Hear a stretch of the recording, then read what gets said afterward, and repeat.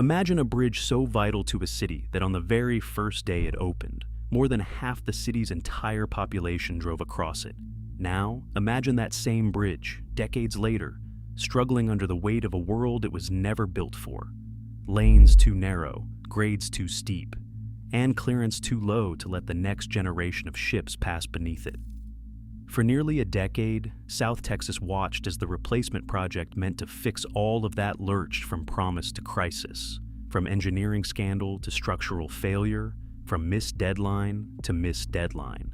Yet through it all, one truth never changed. This bridge had to be built, and against every odd, it finally was. This is the story of the New Harbor Bridge, Texas's most consequential infrastructure project in a generation, and one of the most turbulent construction sagas in the modern history of American civil engineering.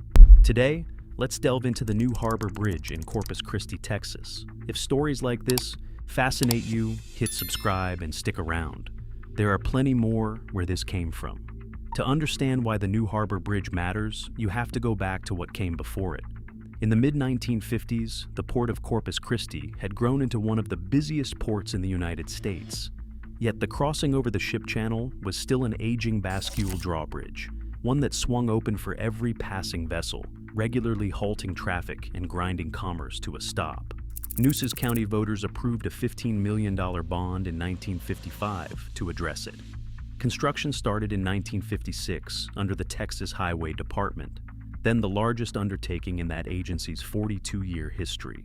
On October 23, 1959, the Harbor Bridge opened, and on that single first day, more than 45,000 vehicles crossed it, representing more than half of Corpus Christi's population at the time. It was an immediate icon, a soaring symbol of ambition along the Texas Gulf Coast. But decades are unforgiving. What made the Harbor Bridge a marvel in 1959 made it a liability by the early 2000s. The lanes were narrow. There were no shoulders where a stalled vehicle could safely pull off the roadway.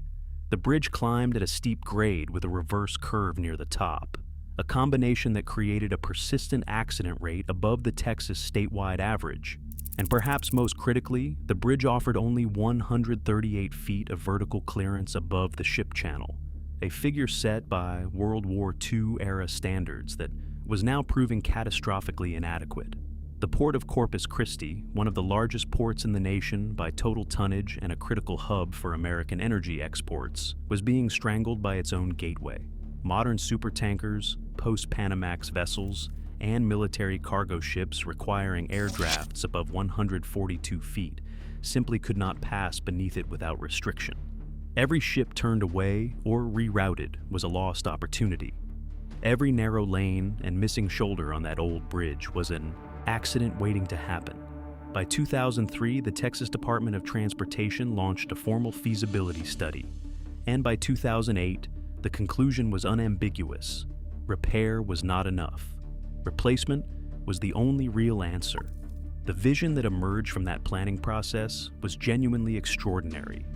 The chosen design was a cable-stayed bridge constructed from twin precast concrete delta frame segmental box girders, a type of structure that uses high-strength concrete segments cast near the bridge site, lifted into place by a specialized gantry crane, and locked together by post-tension steel tendons running through the segments like a spine. This method, known as balanced cantilever construction, builds the bridge outward from each tower simultaneously, working toward the center over the water without scaffolding or temporary supports rising from the channel below. The result is a structure that barely touches the water it crosses. At its heart, the New Harbor Bridge would stretch 1,661 feet across the Corpus Christi ship channel, bank to bank, making it the longest cable-stayed concrete segmental bridge in the United States. Twin pylons would rise 538 feet above the bay, making the structure the tallest in all of South Texas.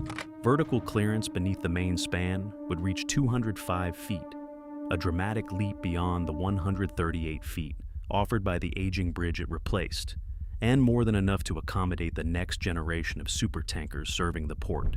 The bridge would carry 6 lanes of U.S. Highway 181 with wide safety shoulders, a median barrier, a shared-use path for pedestrians and cyclists, a mid-span overlook platform facing Corpus Christi Bay, and nighttime LED lighting designed to transform the structure into a civic landmark after dark. Community plazas were planned at each end. This was not just a crossing, it was a statement about what Corpus Christi intended to become. The project's full scope extended well beyond the bridge itself.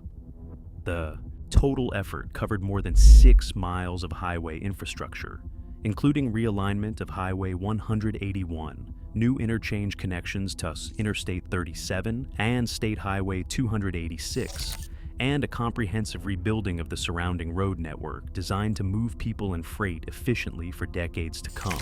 The contract was awarded to Flatiron Dragados, a joint venture of 2 experienced infrastructure firms. Groundbreaking took place on August 8, 2016, with an original completion target of spring 2020 and a budget of approximately $930 million. On paper, it was ambitious but achievable. What followed was anything but routine.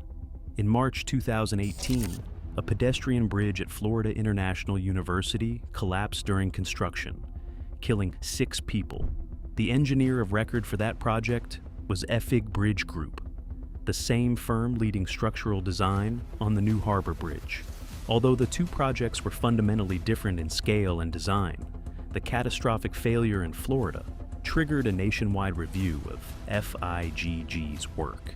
The National Transportation Safety Board later concluded that an error in FIGG's design had caused the Florida collapse.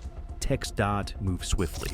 In 2019, the agency directed Flatiron Dragados to remove FIG from the Harbor Bridge project entirely.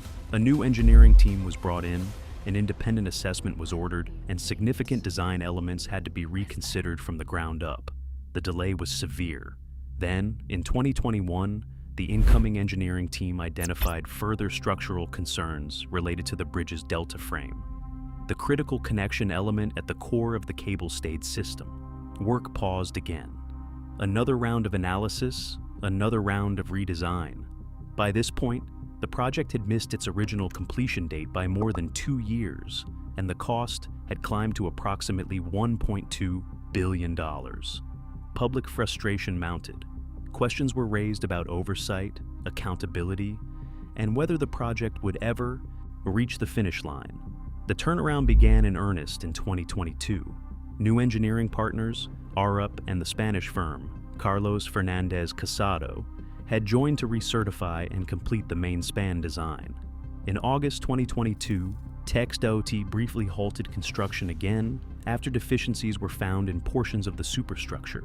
But this time, resolution came within months. By December 2022, construction had resumed under strengthened quality controls and daily third-party inspections at every stage. The towers began to rise, the cables were installed, the precast segments, manufactured near the bridge site, were lifted into position one by one. By late 2023, the twin pylons had broken the skyline of Corpus Christi and become visible for miles in every direction. In January 2025, the final southbound segment was installed. The moment the main span became physically complete across the ship channel, the bridge was no longer a project on paper. It was a structure over the water.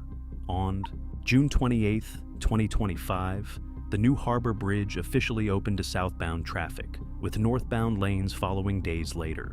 The bridge that had missed its opening date by more than 5 years had finally arrived. The Port of Corpus Christi, freed from a World War II-era clearance limit, could now accommodate post-Panamax vessels that had previously been restricted from the channel. The old harbor bridge was permanently closed on September 3, 2025. Demolition began in October with a 386-foot center span, weighing nearly 6 million pounds, carefully lowered onto a barge and towed away for recycling. A bridge that had defined the Corpus Christi skyline for 66 years was gone. The final cost of the project settled at approximately $1.3 billion, nearly 40% above the original estimate, a figure that reflects the scale of the engineering setbacks absorbed along the way. But measured against what was delivered, the numbers tell a different story. The new harbor bridge is designed for a service life of 170 years. It is engineered to withstand hurricane-force winds and the seismic threats posed by regional fault lines, considerations that were simply not part of the original bridge's design parameters. Its vertical clearance of 205 feet is not just an upgrade. It is a transformation in what the port can do and what trade can flow through South Texas. It is the longest cable-stayed concrete segmental span in the United States, and one of the longest cable-stayed spans anywhere in North America. It stands as a legitimate peer to the great infrastructure achievements of its era.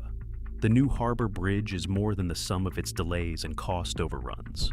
It is the product of an era in which American infrastructure is forced to confront every complexity at once: engineering ambition, contractor accountability, regulatory oversight, and the relentless pressure of keeping a working city moving while construction unfolds around it.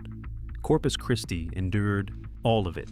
The result is a structure that will carry millions of vehicles, support billions in trade, and define a city's relationship with its waterfront for generations. That is what the New Harbor Bridge means. Not just a replacement for what was lost, but a foundation for everything still to come.